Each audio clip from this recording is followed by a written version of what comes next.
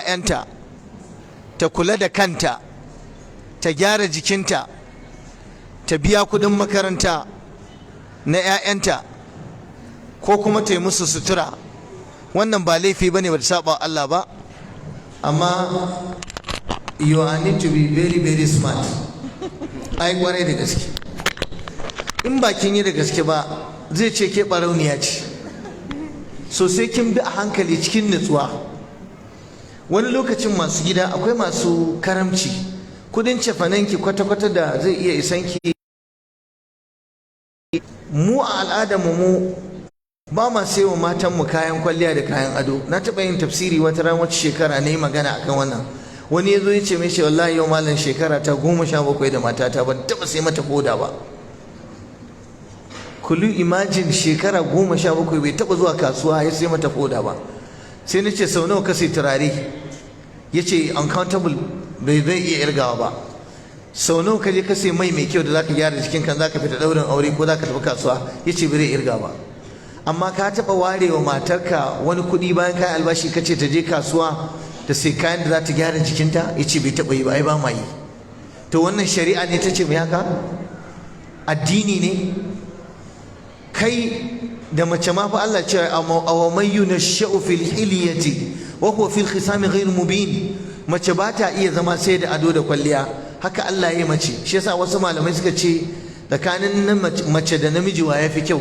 Suka ce ai ba za a hada ba, dama namiji ma ya fi mace kyau ai, saboda shi namiji da yayi wanka ya fito kawai normal bai da makale da shafe amma mace ko bata isa ta fito haka ba, sai ta makala, sai ta shafa, sai ta rataya, sai ta yi kaza. Ashe suna buƙatar extra care, a ba su wani kulawa na musamman. So ba laifi bane idan mutum ta dauki wani abu a cikin dukiyar mijinta bil ma'ruf, ta gyara jikinta, ta taimaki kanta, ta taimaki yaya. Yanzu akwai wanda kwata-kwata sai a zo ana koro yaransa daga makaranta, an koro yaransa a makaranta, ba sa biyan kuɗin makaranta. Yaransa suna buƙatar rigunansu duk sun yayyage, suna fita cikin yara, wando a yage, riga a yage.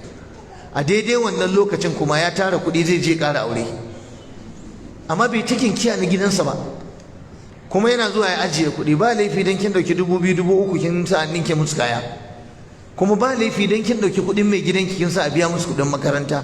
Education ɗinsu is very important a rayuwarsu.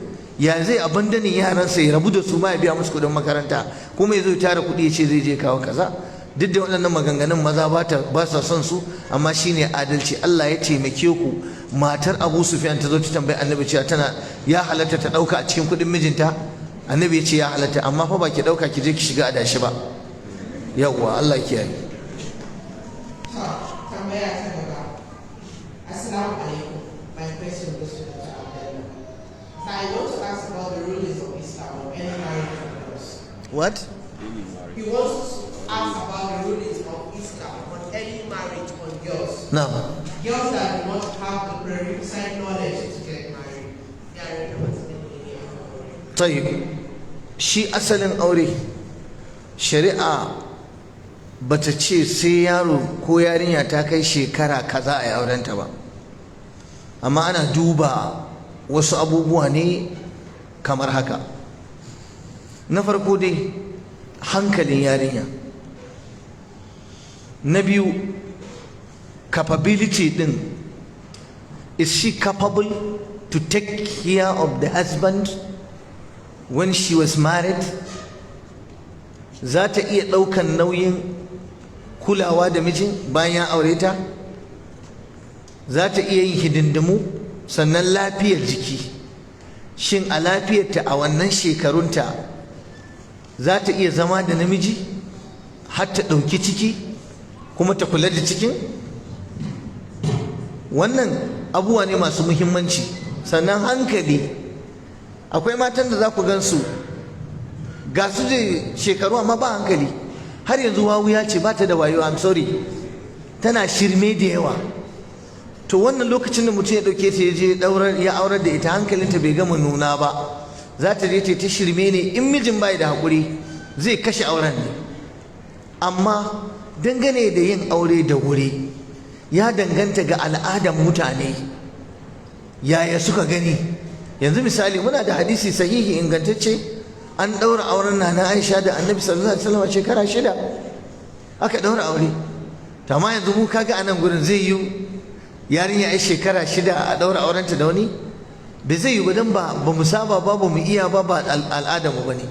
To amma ba shari'a cewa ta yi dole a ɗaura aurenta a shekara 6 ba. Sannan Nana Aisha ta tare a gidan manzon Allah sallallahu alaihi wasallam tana da shekara 9.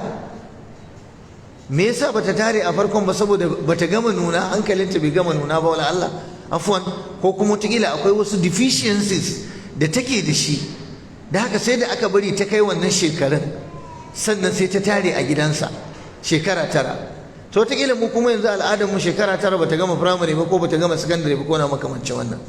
A nan gurin mutum yana da zaɓi kamar haka: wanda ya ga yarinyarsa, tunaninta, hankalinta, iya ɗaukar nauyinta na aure ya kai, zai iya aurar da ita, zai iya mata early marriage ɗin, tunda ya yarda cewa jikinta ya kai, hankalinta ya kai, tunaninta ya kai, ba za a samu problem ba. Dan shari'a ba ta so a yi aure ya mutu, da haka yi wa yarsa aure, musamman a lokacin da fitina take faruwa. Akwai ƙananan yara wanda ba su kai wato munzalin wato kace shekara 20, shekara 18, shekara kaza ba, amma fitina ta yawa, sun fara zuwa suna neman maza suna zuwa suna ɗaukan su, an fara zuwa a kaza da sauransu. To akwai dama. Wani ya yi min waya daga wata ƙasa ne a cikin ƙasashen mu na Hausan nan, yace yana da yarinya karama amma ta fara fita yawo, sai ta tafi night club, sai ta je wannan ya ɗauke ta, wannan kaza, ne ce to kai mata aure, duk da cewa ba ta kai shekara 18 ba. Saboda fitina yakan sa mutum ya yi wa yarsa aure don ya huta da wannan in a religious perspective kenan. Amma a turawa, a tsarin zamani, a tsarin turawa, su a wajensu kada a aurar da yarinya sai ta kai shekara 18. Daga shekara 18 ne shi ziyu ta yi aure. Su a wannan tunaninsu, a bisa tsarin su kenan. Mu kuma addinin musulunci an ba mu dama ko da ƙasa da shekara 18, in mutum ya ga ya yi ra'ayi ko kuma wani larura ko dalili yasa zai aurar da yasa, zai iya aurar da ita. Na yi bayani kwanaki a wani wa'azi a karatu, wani ya ce ya zo yana neman wata yarinya zai aure ta, babanta ya ce a ba zai mata aure ba sai ta school of nursing. Sai ya turo takarda yana faɗa mutane ba su da kirki, mutane ba su da kaza, yaya an samu yarinya, miji ya samu amma ya ƙi aurenta. Na ce a'a, ai kai miji, ai kana da ikon mulki ne akan yar wani in ka aure ta, shi ma in bai saba shari'a ba. Yanzu ka zo gidan mutum ba matarka ba, bai baka ba, yana da wani tsari da ya tsara a gidansa, kuma ka ce wai ba zai yi ba, wai kai dole a auren maka ita. Shi kuma ya ce sai bayan shekara 3 sai ta gama school of nursing, saboda yana da manufa yarsa ta yi karatu. Ina fatan kuna fahimta. To a nan gurin uban ya fi shi gaskiya, don kowa a gidansa yana da tsarin yadda zai iya tsara 'ya'yansa. Wani zai ce ina so at least ta yi karatu, ta yi secondary ta gama. Wani kuma zai ce a sai ta yi diploma ta gama. In dai shekarunta bai kai ta wuce ta zama fitina ba, bai saba wa shari'a ba. Abinda nake so in ce da ku, babu nasin da ya ce dole da yarinya ta ga wanda yake son ta take sai an yi mata aure. A'a, ubanta yana da tsari, musamman akan karatun likitanci din nan. I normally challenge you, ku mata, wallahi wulakancin da muke samu a asibitoci ya ka zama dole ku tura 'ya'yanku su je su yi karatu, musamman karatun likita. Ga dokta nan, ga ta nan, Allah ya mata albarka, ta san me yake faruwa.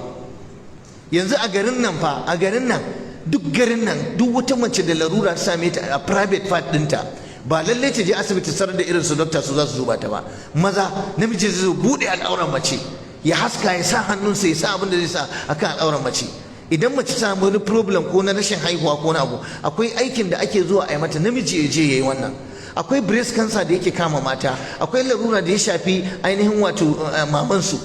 Sai mace ta je ta kwanta a gadon asibiti, namiji ya zo ya bude kirjinta, ya zo ya tattaba abin da zai taba. Kuna da wani uzuri a wajen Allah? Za ku zauna a gida ba ku yi karatu ba, ku ce wai larura ne? Kuna da uzuri?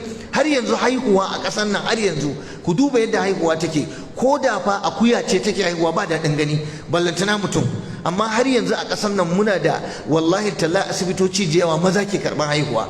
Mace a zo a kwaɓe ta, namiji ya zo karɓar haihuwarta.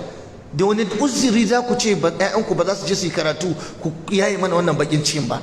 Yanzu tiyata, idan za a yi wa mace tiyata ko aiki, ga likitocin suna gaban mu, tsirara ake yi wa mutum a kwaɓe masa kaya sai wannan rigar ta tiyata, kuma zai iya yiwa namiji ne zai zo ya mata wannan tiyata.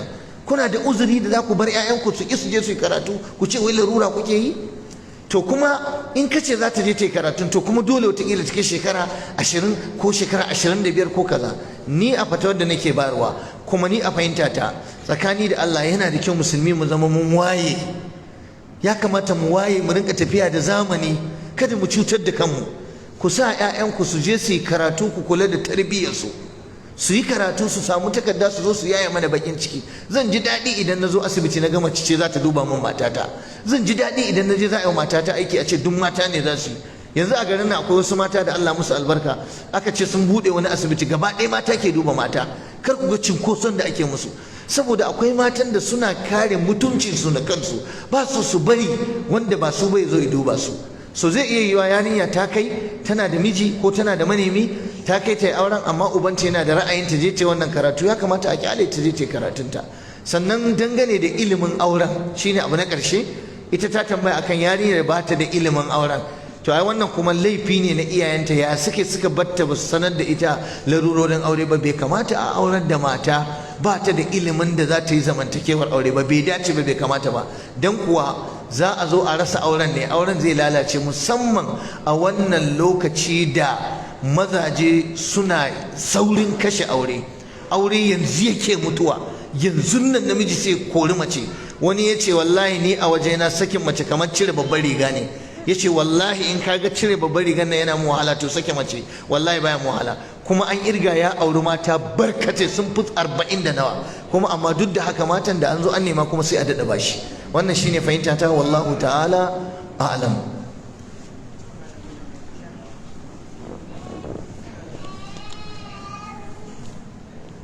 Ko zai karɓi wannan?